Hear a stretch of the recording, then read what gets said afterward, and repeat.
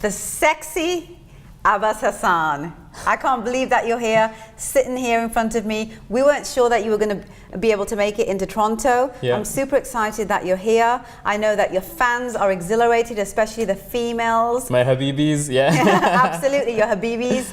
And you've had quite a dynamic career in such a short span of time, and I'm dying to know, you know, like why you decided to go into this, you know, career and everything. And you know, it's like that one question that I always ask everyone, but I'm always so curious because everyone has a different story. Yeah. What made you decide that I'm going to do this for a living?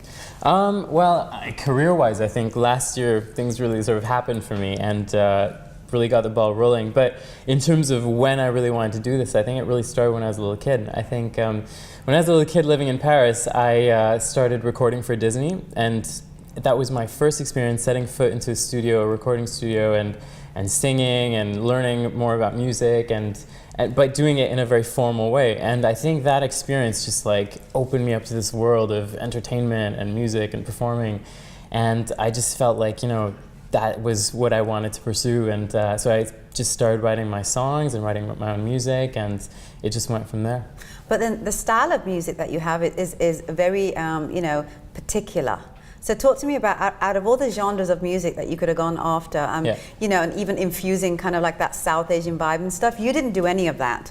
You know, if I was to close my eyes and not see your music video, I wouldn't think that it's a South Asian person that is actually, you know, singing those songs. Talk to me about why you decided on that style of music to be, you know, what you want to do and what you want to be known as. Well, I think first and foremost, when I'm making music, I don't sort of think, oh, okay, what's going to work, what's not going to work. I try and think of what inspires me, what moves me. And when I make music, I want to either move people emotionally or physically or, you know, one of those things. So in terms of the style, I think when I got into studio with Rishi, I really wanted to bring out my influences growing up in Paris with my, you know, Eastern influences, my Western influences, a lot of Middle Eastern influences growing up in Paris. Yeah. So, you know, you hear, you know, I think all my songs have been actually quite different. You know, Sona was more sort of hip-hoppy, whereas Habibi was more Middle Eastern. Yeah. Some go more trance and electro. I have some sort of rock ballads coming soon.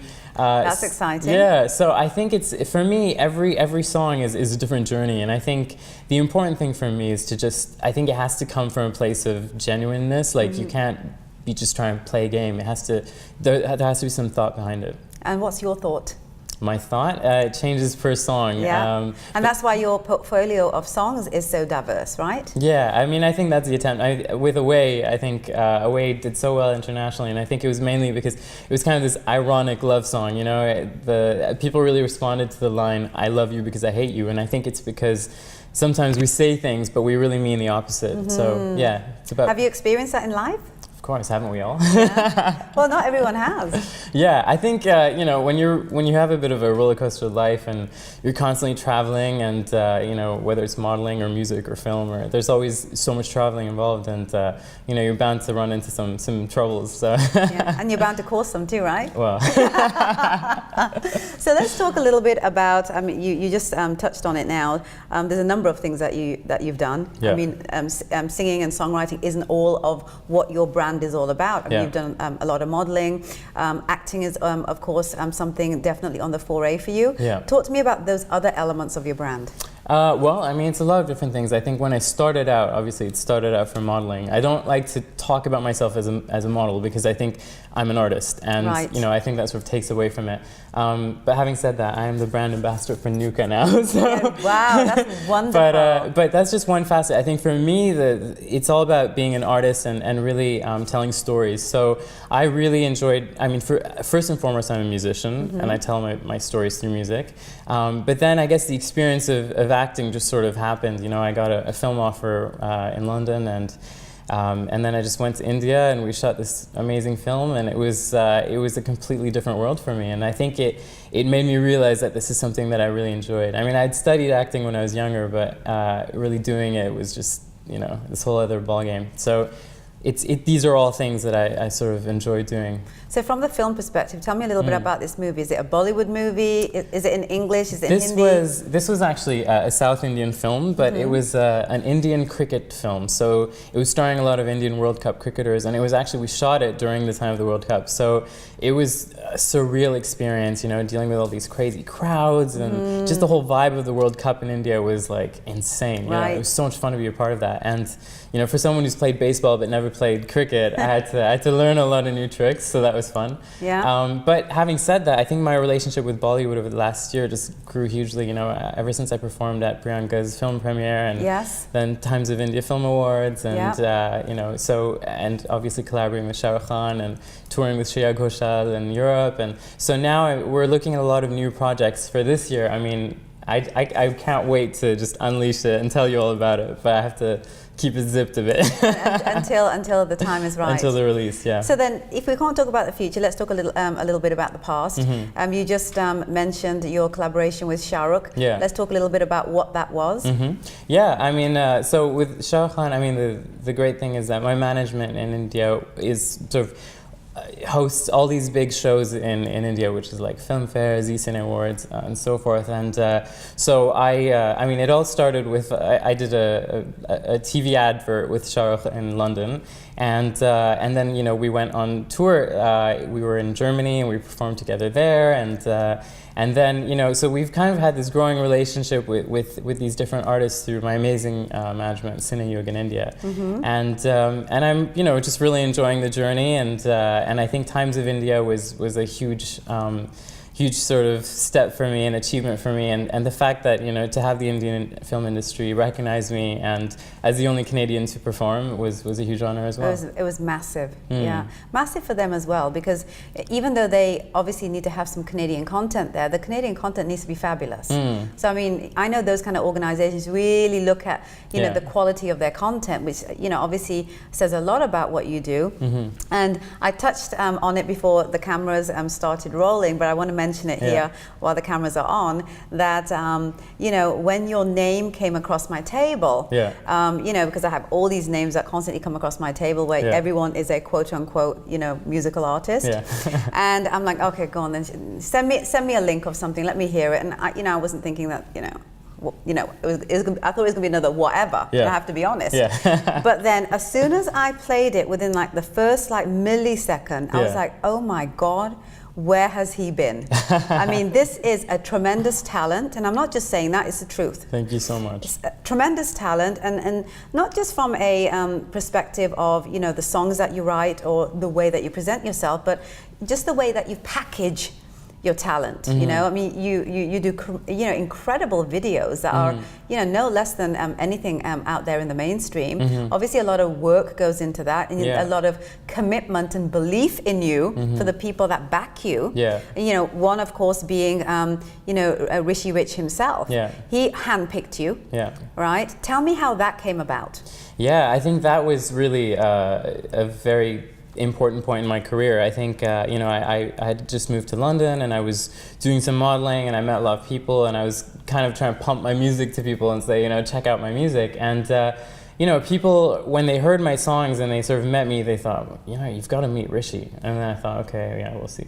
And then one day I got invited to Rishi's studio, and we just got in together, and you know, sometimes you just really click with somebody, and we just had this moment where we got in and we just started jamming and doing all these different things, and then we looked at each other and we're like, we have to work together. And he signed me on the spot, and he's just like, you're my new artist, you know. And he's been more than just like a mentor and a producer. I think he's been behind everything that I've done and supported me, him and his wife, Manrina. And I think what's really cool is, you know, you mentioned about the videos. I mean, for me as an artist, I feel like, I think the important thing as an artist is you've got to look at the full picture. It's not just about releasing a song. It's like every image, every video, everything has to be part of the story.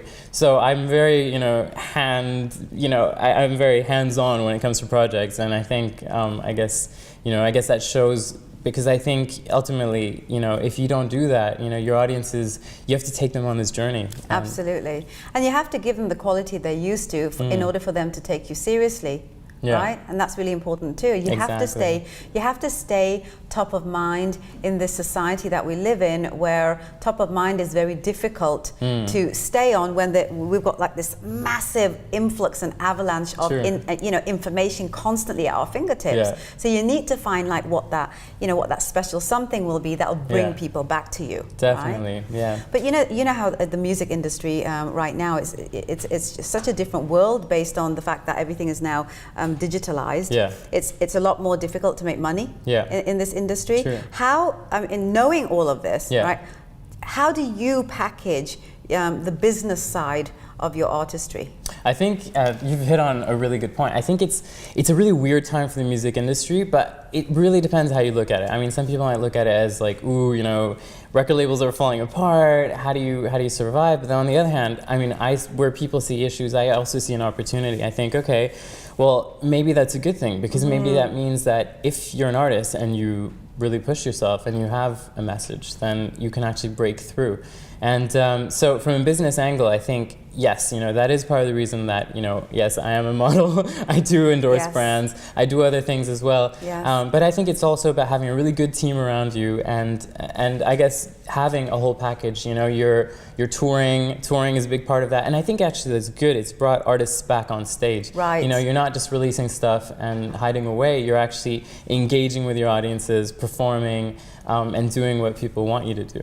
And I think YouTube has been a big part in that whole, you know, going back to the good old days of where, you know, you have to go out and prove your worth to your audiences, and for them to just be able to, you know, feel like they're a part of your, you know, who you are as an artist. You know, and the proof is in the pudding, right? Because, you know, people can put out fabulous music, and with all the, you know, technical advancements that are out there, and you don't really know if the person can sing. You don't really know if they've, you know, if they really are truly talented. But you can't fake that when you're on tour. Exactly. And when you're singing live, I mean, people can tell when you're like, if it's just a track playing or whether you're actually singing. And I think, you know, the ones that earn respect are the ones who audiences feel are singing from the heart. Absolutely. So. And you definitely sing from the heart, sweetheart. I want to ask you, 2014, what have you got up your sleeve? Oh, so much. I wish I could tell you everything. Well, tell me what you can. Well, I'll tell you, what I can tell you is, well, I'll be releasing my new single soon. We're about to... Well, we're about to reveal some details, and you know, my last one was shot with a Pakistani actress called Humaima Malick. Yes. I know there's been lots of rumors going around about Frida Pinto ever since I was photographed with her at Elton John's party. It's not Frida Pinto. Okay. But we have a very big video coming up, and there's a lot of buzz about you know, it being some big Bollywood star. Well, it just might be. Okay. Oh wow, I'm excited about that. Yeah, so that's going to be the next release, and you'll be hearing about that very, very soon.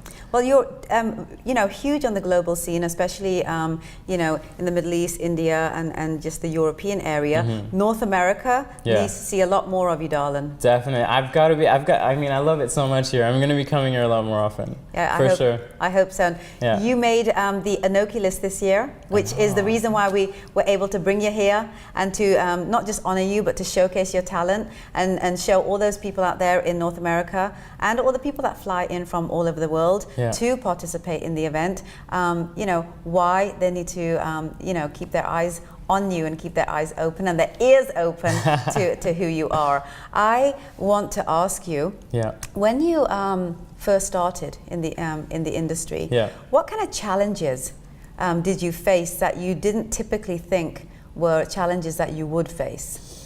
I think you face a lot of unexpected challenges. I mean, for one thing, I've been really lucky because, you know, my friends and my family have been really supportive. But I think, you know, you encounter all kinds of things. I mean, you'll find other artists that try and sabotage you, or you'll find, you know, but I mean, I think that's just part of the journey. It's part of growing up as well. And but I think the main obstacle, I think, is just really finding your footing, finding a really good team, and being able to do things your way. Because I think when I first started, it's very easy, you know, you'll get a lot of people who want to manage you or want to work with you, and then they kind of want to, you know, do their vision. And I think if you want to express yourself, you have to, you know, be true to your voice. I think. So that's the main. And what's your voice in your words? In my voice, well, like I said, in your words, I want to move people. I want to move people. I want to take them on a journey.